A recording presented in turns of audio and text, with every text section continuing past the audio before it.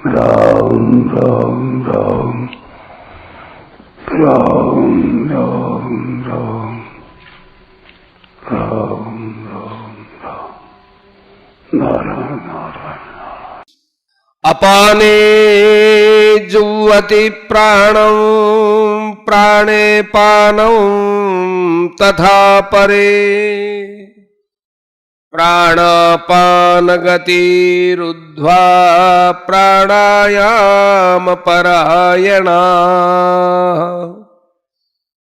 अपरे नियताहारा प्राणान् प्राणेषु जुह्वति सर्वेप्येते यज्ञविदो यज्ञक्षपितकल्मषाः। दूसरे कितने ही प्राणायाम के परायण हुए योगी लोग अपान में प्राण का पूरक करके प्राण और अपान की गति रोक कर कुंभक करके फिर प्राण में अपान का हवन माने रेचक करते हैं तथा अन्य कितने ही नियमित आहार करने वाले प्राणों का प्राणों में हवन किया करते हैं। ये सभी साधक यज्ञों द्वारा पापों का नाश करने वाले और यज्ञों को जानने वाले हैं। व्याख्या। अपाने जुह्वति प्राणम प्राणे पानम तथा परे प्राणापान गतिरुद्ध्वा प्राणायाम परायणा। प्राण का स्थान हृदय ऊपर है, अपान का स्थान गुदा नीचे है। श्वास को बाहर निकालते समय वायु की गति ऊपर की ओर तथा श्वास को भीतर ले जाते समय वायु की गति नीचे की ओर होती है। इसलिए श्वास को बाहर निकालना प्राण का कार्य है और श्वास को भीतर ले जाना अपान का कार्य है।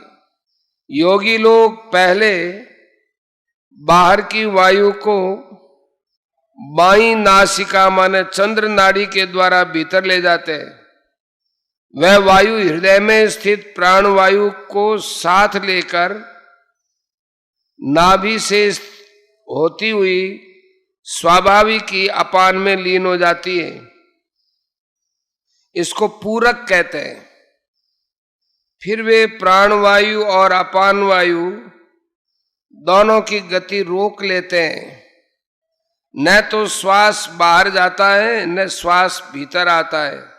इसको कुंभक कहते हैं।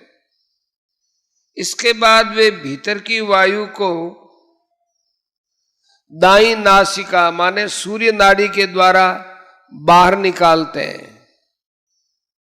वह वायु स्वाभाविक ही प्राण वायु को तथा उसके पीछे पीछे अपान वायु को साथ लेकर बाहर निकलती है। यही प्राण वायु में अपान वायु का हवन करना है। इसको रेचक कहते हैं। 4 भगवान नाम से पूरक, 16 भगवान नाम से कुंभक और 8 भगवान नाम से रेचक किया जाता है। इस प्रकार योगी लोग पहले चंद्र नाड़ी से पूरक, फिर कुंभक और फिर सूर्य नाड़ी से रेचक करते हैं।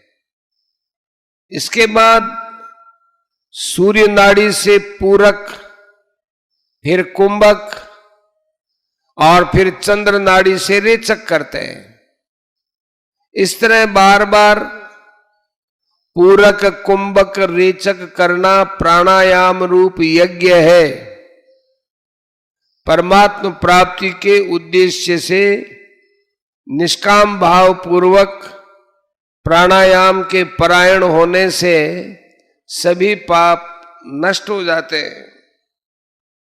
गीताध्ययनशीलस्य प्राणायाम परस्य च नैव सन्ति पापानि पूर्व जन्म कृतानि च। अपरे नीताहारा प्राणान प्राणेषु जुह्वति। नियमित आहार विहार करने वाले साधक ही प्राणों का प्राणों में हवन कर सकते हैं। अधिक या बहुत कम भोजन करने वाला अथवा बिल्कुल भोजन न करने वाला यह प्राणायाम नहीं कर सकता। 6 अध्याय का 16वां-17वां श्लोक। प्राणों का प्राणों में हवन करने का तात्पर्य है प्राण का प्राण में और अपान का अपान में हवन करना, अर्थात प्राण और अपान को अपने अपने स्थान पर रोक देना, न श्वास बाहर निकालना न श्वास भीतर ले जाना। इसे स्तंभ वृत्ति प्राणायाम भी कहते हैं। इस प्राणायाम से स्वाभाविक ही वृत्तियां शांत होती हैं और पापों का नाश हो जाता है। केवल परमात्मा प्राप्ति का उद्देश्य रखकर प्राणायाम करने से अंतःकरण निर्मल हो जाता है और परमात्मा प्राप्ति हो जाती है। सर्वेप्येते यज्ञ विदो यज्ञ क्षपित कल्मषाः। 24वें श्लोक से 30वें श्लोक के पूर्वार्ध तक जिन यज्ञों का वर्णन हुआ है उनका अनुष्ठान करने वाले साधकों के लिए यहां सर्वेप्येते पद आया है। उन यज्ञों का अनुष्ठान करते रहने से उनके संपूर्ण पाप नष्ट हो जाते हैं और अविनाशी परमात्मा की प्राप्ति हो जाती है। वास्तव में संपूर्ण यज्ञ केवल कर्मों से संबंध विच्छेद करने के लिए ही है, ऐसा जानने वाला ही यज्ञविद अर्थात यज्ञ के तत्व को जानने वाले हैं। कर्मों से सर्वथा संबंध विच्छेद होने पर परमात्मा का अनुभव हो जाता है। जो लोग अविनाशी परमात्मा का अनुभव करने के लिए यज्ञ नहीं करते, प्रत्युत इस लोक और परलोक के विनाशी भोगों की प्राप्ति के लिए यज्ञ करते हैं, वे यज्ञ के तत्व को जानने वाले हैं ही नहीं।